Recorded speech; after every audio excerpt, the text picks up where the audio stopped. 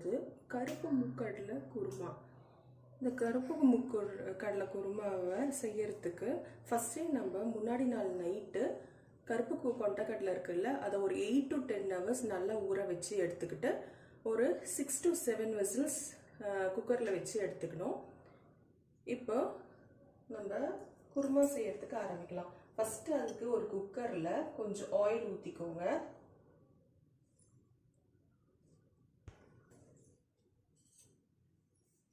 இதுக்கு நம்ம ஃபஸ்ட்டு என்னென்ன கரம் மசாலா தாளிக்க போகிறோம்னா, கொஞ்சம் பே லீவ்ஸ், பட்டை ஒரு துண்டு, 4 கிராம்பு, கொஞ்சம் ஏலக்காய், கொஞ்சம் கடல் பாசி. இந்த கல்பாசி இருக்குது பார்த்தீங்களா, இந்த கல்பாசியை போட்டிங்கனாலே நம்ம ஹோட்டல்ஸில் ஒரு ஸ்மெல் வரும் பார்த்தீங்களா குருமாவில், அந்த ஸ்மெல் நல்லா நம்மளுக்கு கிடைக்கும். நல்லா எண்ணெய் காஞ்சிச்சான்னு செக் பண்ணிக்கிட்டு இந்த மசாலா சாமான்களை போட்டுக்கோங்க. இந்த மசாலா சாமான்லாம் நல்லா பொரியிற மாதிரி, நல்லா எண்ணெய் ஃபுல்லாக அந்த ஃப்ளேவர் வர மாதிரி நல்லா வதக்கி விட்டுக்கோங்க. வதக்கி விட்டுட்ட உடனே முதல்ல ஒரு 3 வெங்காயத்தை குட்டி குட்டியாக சாப் பண்ணி வச்சுருக்கேன். 3 வெங்காயத்தை ஆட் பண்ணிக்கோங்க.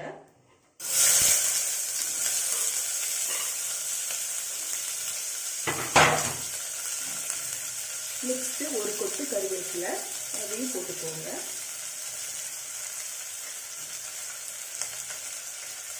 யூஸ்வலாக இந்த குருமா கிரேவிலாம் பண்ணும்போது வெங்காயமும் தக்காளியும் நல்லா வதங்கணும். அப்போ தான் நம்மளுக்கு நல்ல டேஸ்ட் கிடைக்கும்.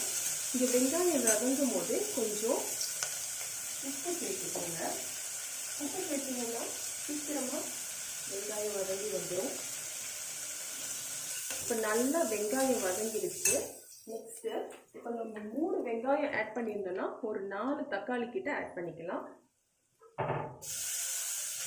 நல்லா வெங்காயமும் தக்காளியும் கொஞ்சம் வதங்கணும்.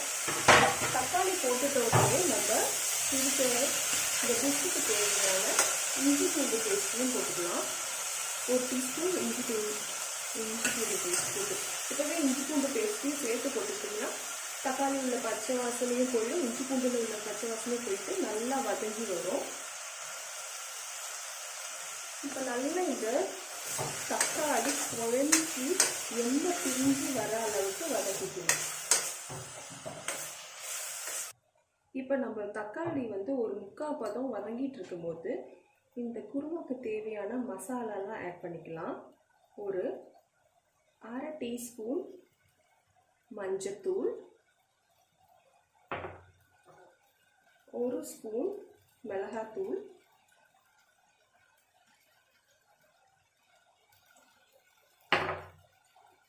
ஒரு 2 ஸ்பூன் தனியா பொடி,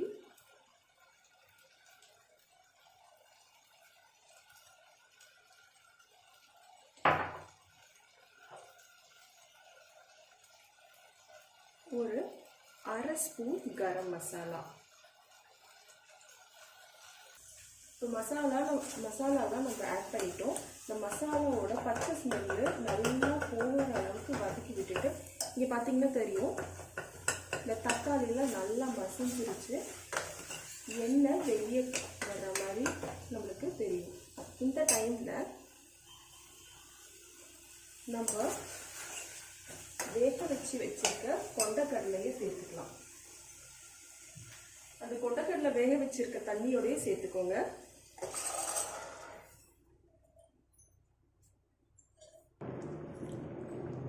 இப்போ நம்மளுக்கு நம்ம வதக்கி வச்சிருக்க மசாலாவோட இந்த கொண்டக்கடலை சேர்த்து நல்லா கொதிக்க விடுங்க. நல்லா கொதிக்கிறதுக்குள்ள நம்ம ஒரு பேஸ்ட் இதில் ஆட் பண்ணுறதுக்கு ரெடி பண்ணிக்கணும். அந்த பேஸ்ட்டுக்கு நம்மளுக்கு ஒரு 1/4 மூடி தேங்காய் தேவை. 1/4 மூடி தேங்காவோட 1 ஸ்பூன் கடலை, கொஞ்சோண்டு சோம்பு சேர்த்துக்கோங்க. தேங்காய், பொட்டுக்கடலை, சோம்பு இந்த 3த்தையும் நல்லா பேஸ்ட்டாக அரைச்சிக்கோங்க. இப்போ நம்ம குருமாவில் நல்லா எண்ணெய் பிரிஞ்சு கொதிக்கிற டைமில் நம்ம என்ன பண்ணணும்னா, தேங்காய், சோம்பு, பொட்டுக்கடலை போட்டு அரைச்சி வச்சுருக்கோம்ல, அந்த பேஸ்ட்டை ஆட் பண்ணணும். ஆட் பண்ணிவிட்டு இந்த டைமில் உங்களுக்கு குருமா எந்த அளவு கன்சிஸ்டன்சியில் எவ்வளோ தண்ணியாக வேணுமோ அதுக்கேற்ற அளவுக்கு தண்ணி ஊற்றிக்கோங்க.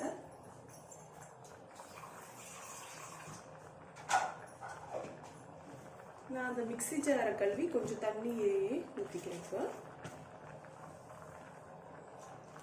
நல்லா கொதிச்சிட்ட உடனே இந்த குக்கரை மூடி போட்டு ஒரு 2 விசில் வச்சு எடுத்துக்கிட்டிங்கன்னா நம்மளோட குருமா நல்லா சேர்ந்து வரும்.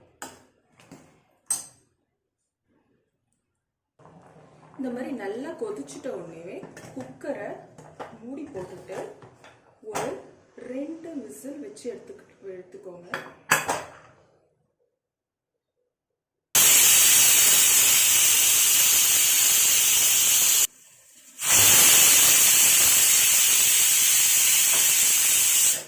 இப்போ 2 விசில் வந்துருச்சு. இப்போ குக்கரை ஆஃப் பண்ணிவிட்டு இந்த ப்ரெஷர் அடங்கிட்டோடனே ஓப்பன் பண்ணி பார்த்தா நம்மளுக்கு குருமா ரெடியாக இருக்கும். இப்போ நம்ம குக்கரை நிறுத்தி ஒரு 10 மினிட்ஸ் ஆகிருக்கும். ப்ரெஷர் எல்லாம் ரிலீஸ் ஆகிட்டோன்னே இதை ஓப்பன் பண்ணி ஒரு 5 நிமிஷம் கொதிக்க விடுங்க. அப்போ தான் நல்லா சேர்ந்து வரும். இந்த டைமில் உங்களுக்கு உப்பு இருக்கான்னு செக் பண்ணிவிட்டு உப்பு இல்லைன்னா சேர்த்துக்கோங்க. இந்த கொண்டைக்கடலை குருமாவை நம்ம சாதத்தோடு சாப்பிட்டுக்கலாம். சப்பாத்தி, பூரி, இட்லி, தோசை எது கூடலாம் சேர்த்து சாப்பிட்டுக்கலாம். ரொம்ப டேஸ்ட்டாக இருக்கும். இதோட லஞ்ச் மெனு சுட சுட சாதம்,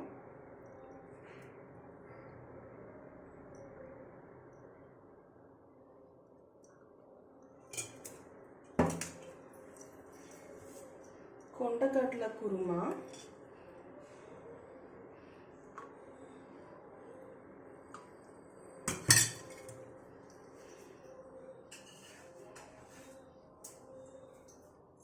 எக் ஆம்லெட், கொஞ்சம் வத்தல்,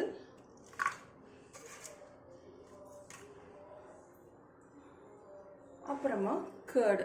இந்த காம்பினேஷன் ட்ரை பண்ணி பாருங்க, ரொம்ப யம்மியாக இருக்கும்.